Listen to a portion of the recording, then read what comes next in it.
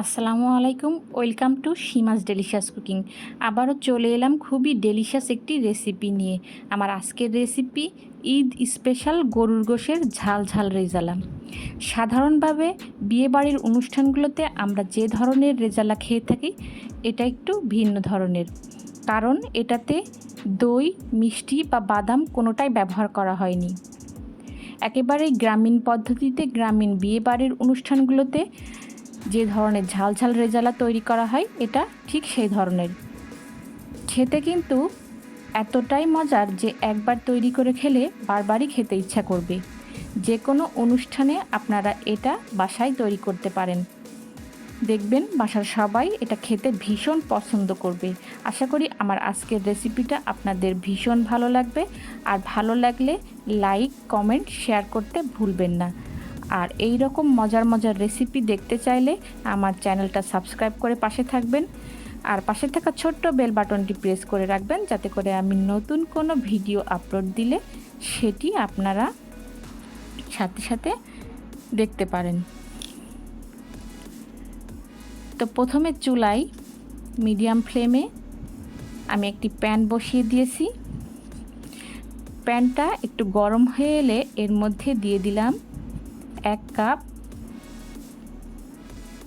রান্নার রেগুলার তেল। তেলটা গরম হয়ে এলে এর মধ্যে দিয়ে দিচ্ছি বড় সাইজের 1 কাপ পেঁয়াজ কুচি, দিয়ে কিছুক্ষণ নেড়েচেড়ে এর মধ্যে দিয়ে দিলাম 3 টেবিল চামচ রসুন পেস্ট।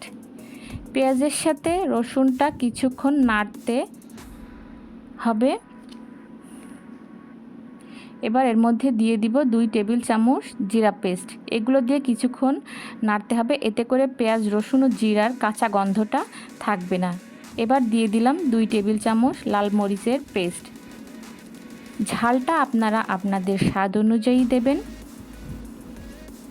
যেহেতু আমি 2 কেজি গরুর গোশ রান্না করব,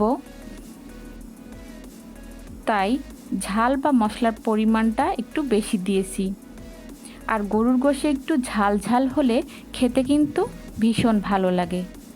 এবার দিয়ে দিলাম 7 থেকে 8টির মতো গোটা দারুচিনির টুকরা, 10 থেকে 12টির মতো এলাচ একটু থেতো করে। আর এবার এর মধ্যে দিয়ে দিচ্ছি একটি বড় সাইজের এলাচ। এই এলাচটা দিলে গরুর গোশের রেজালাটা খেতে কিন্তু ভীষণ মজার হয়। তবে আপনাদের হাতের কাছে একেবারেই এই এলাচটা না থাকলে না দিলেও হবে। আমি শুধু এলাচের দানাটা এখানে ব্যবহার করছি। এবার অ্যাড করছি 2 চামচ ধনিয়া গুঁড়া আর 4 চামচ হলুদ গুঁড়া, 2 চামচ গরম মশলার গুঁড়া দিয়ে একটু নেড়েচেড়ে মশলাগুলোকে ভালোভাবে মিশিয়ে এর মধ্যে দিয়ে দিলাম পরিমাণ মতো লবণ। আর মশলাটা ভালোভাবে কষানোর জন্য এর মধ্যে দিয়ে দিচ্ছি সামান্য একটু পানি।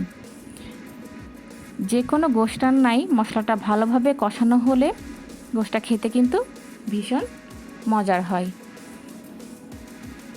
তো আমি 2 থেকে 3 মিনিটের মতো মশলাটা ভালো করে নেড়েচেড়ে কষিয়ে নিব।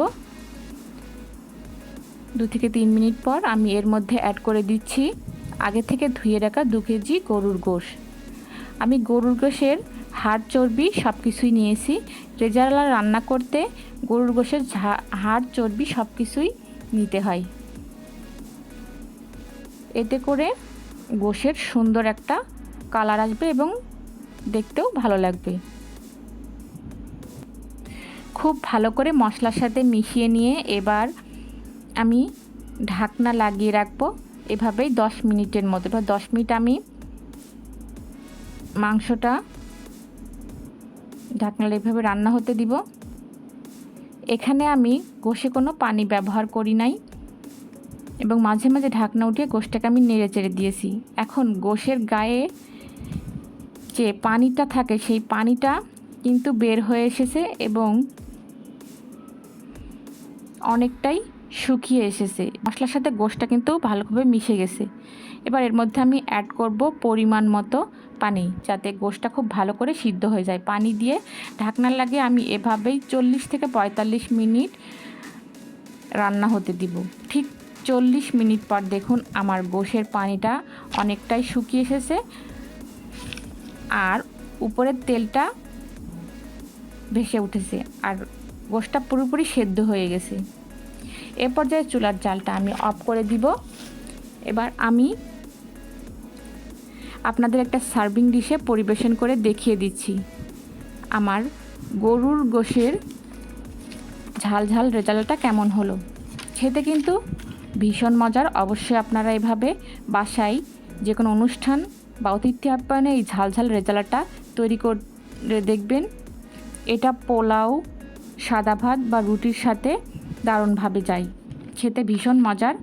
তো আমার আজকের ভিডিওটি এ পর্যন্তই। সবাই ভালো থাকবেন, দেখা হবে পরবর্তী ভিডিওতে। ততক্ষণ পর্যন্ত সবাই ভালো থাকবেন। আল্লাহ হাফেজ।